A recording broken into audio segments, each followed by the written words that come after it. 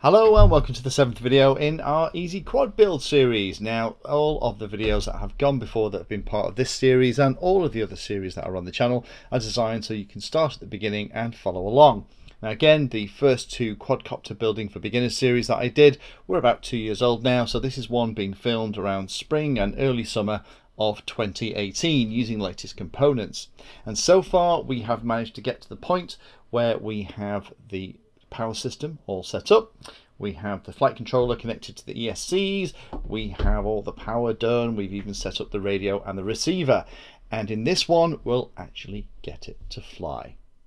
But before we get there, there are a couple of things that we need to cover. And the majority of the stuff we're going to do has already been covered in this video here. This is the Betaflight bind and fly setup video, and all of the stuff that we're going to go through is kind of in there as well. So it's probably worthwhile having a look at both of them and you'll get a good idea. But just by following this one should get you to where you need to be. In this video, we're going to use Betaflight to check that the model moves correctly in the graphical user interface, just to double check that we've installed the flight controller the right way round. It's amazing how often that catches new pilots out.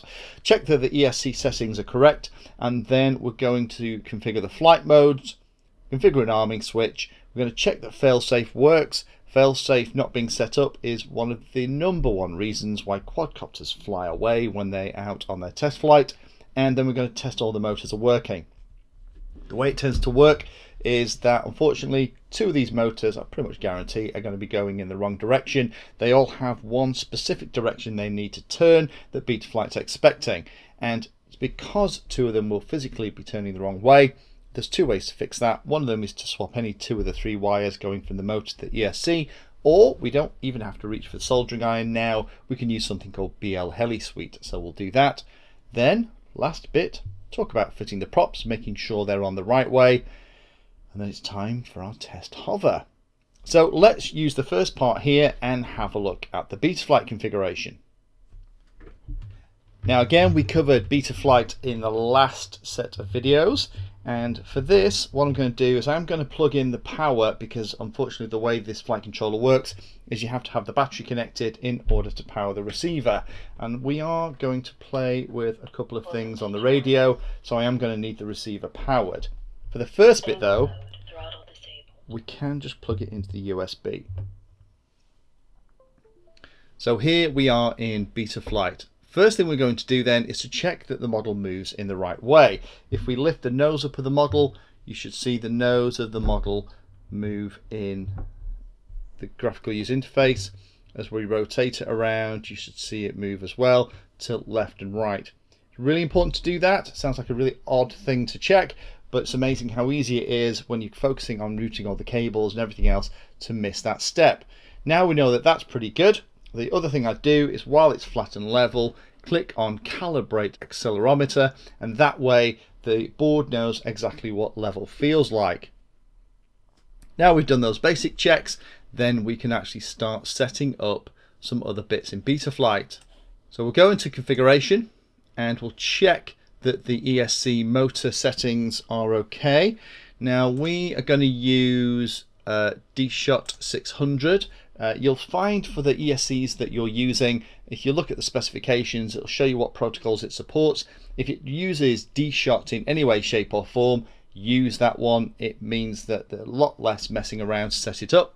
The other thing here is whether or not you'd select motor stop. If motor stop is turned on, then when you arm the quad, the motors don't start running straight away.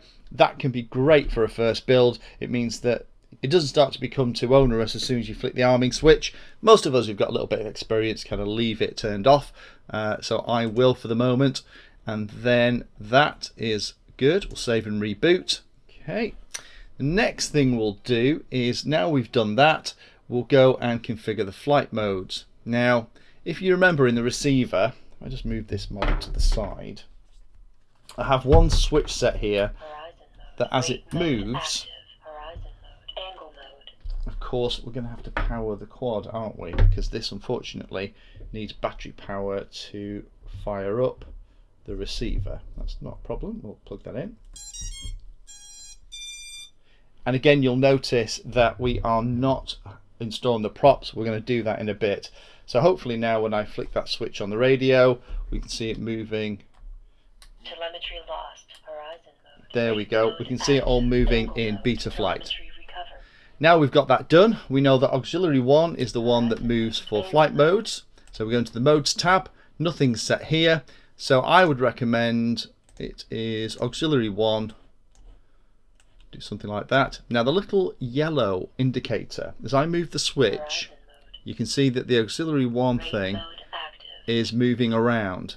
So what we want to do is we want to move these brackets here for whatever mode so that it encompasses the position of the switch that we want. So in the low position I want angle mode, horizon I want the middle mode, and then when rate mode, which is where you can do lots of flips and rolls and acrobatics, you just leave both of those turned off.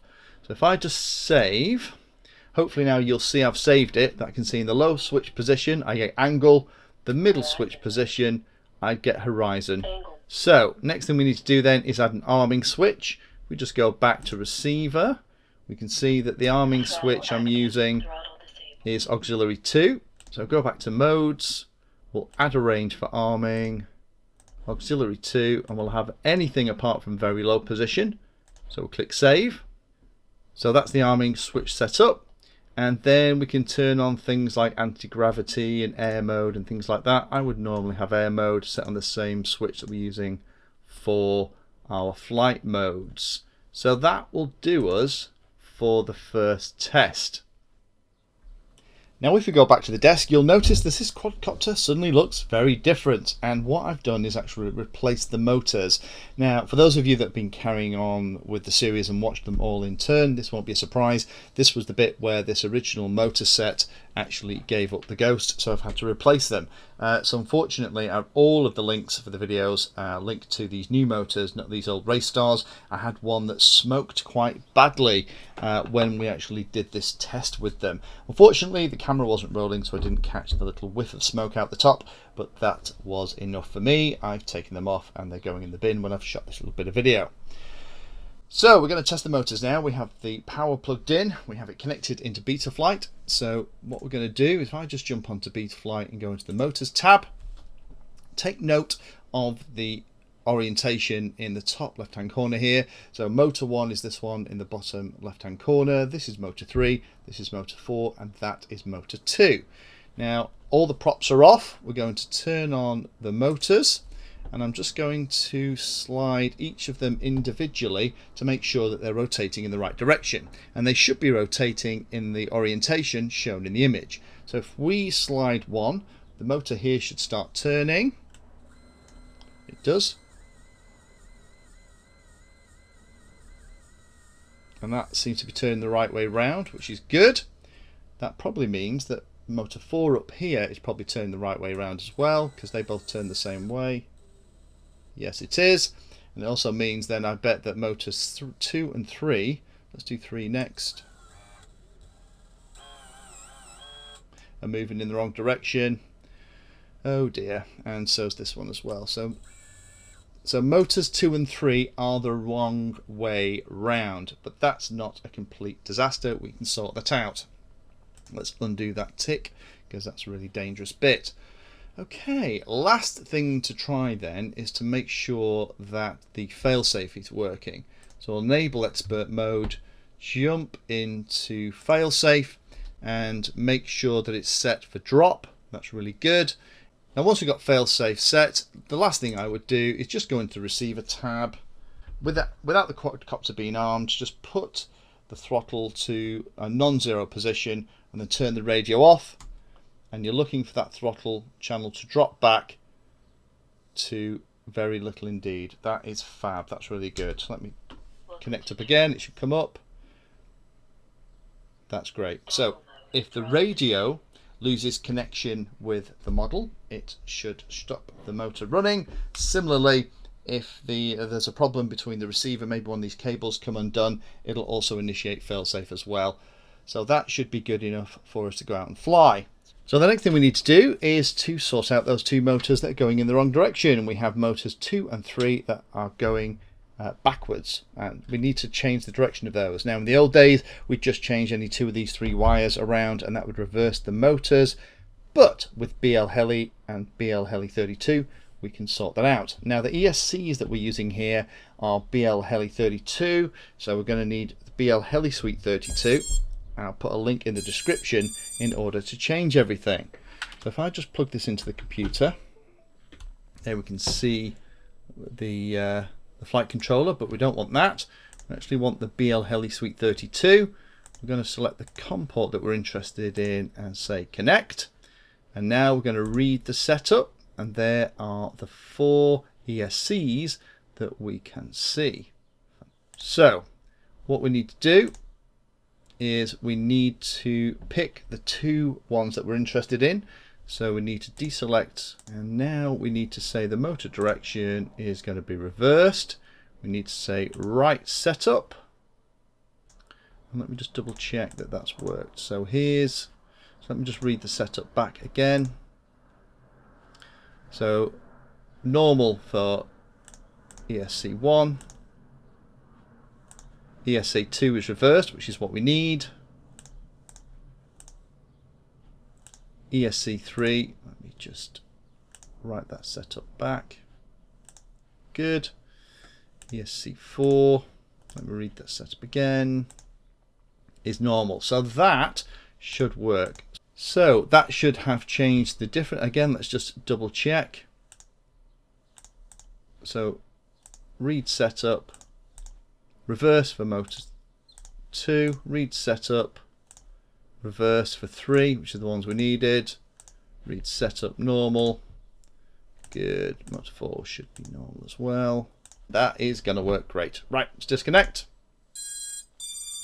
Now those motors are turning in the right direction. Let's disconnect from the computer. Also undo the power because we're almost ready to fly. Next thing we need to do is we need to attach the props. Now the way the props go on, you have to be really careful with these, and again this catches you out if you're brand new. But let me show you the couple of tips here. Normally in a bag you get a set of 4, and you'll notice that on the top of the props there is writing.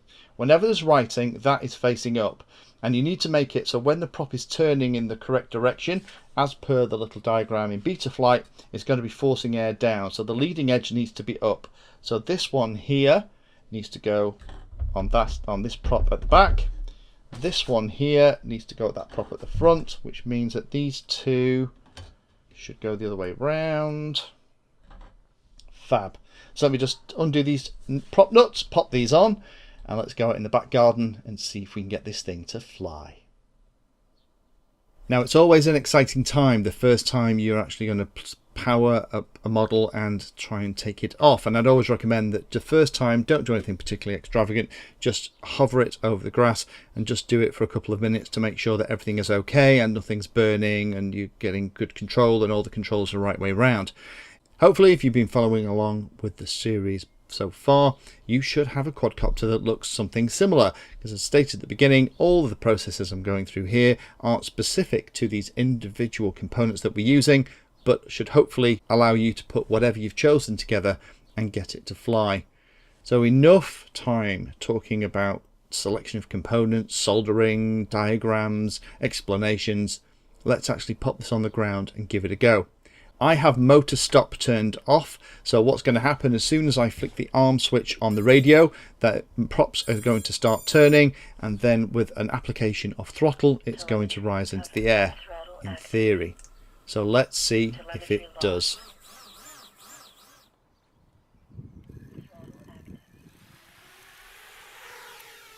And it flies fantastic, and it's nice and stable. It's a little bit windy here in the back garden, but I can just have a little pootle around to just make sure the controls are the right way, and they are fabulous. It's always a great feeling when you have built a quadcopter and it's flying, and there's nothing better than those first couple of quadcopters that you've built when they're flying, because you have put all the time, effort and energy into putting all the components together and getting them all ready for the next bit.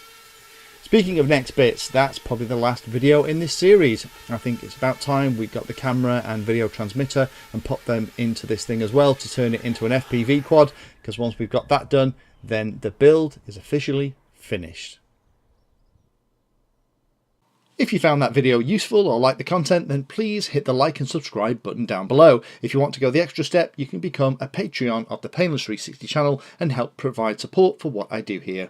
All the videos created here are put into playlists, so if you're interested in a particular topic, have a look at the playlist, and they all are organised in there to make them easier to use. If you're not sure if there's a video for your particular problem or topic you want to know more about, then add Painless 360 to the Google search term that you're interested in, and that should find the video, article or content about the particular thing that you're interested in having a look at.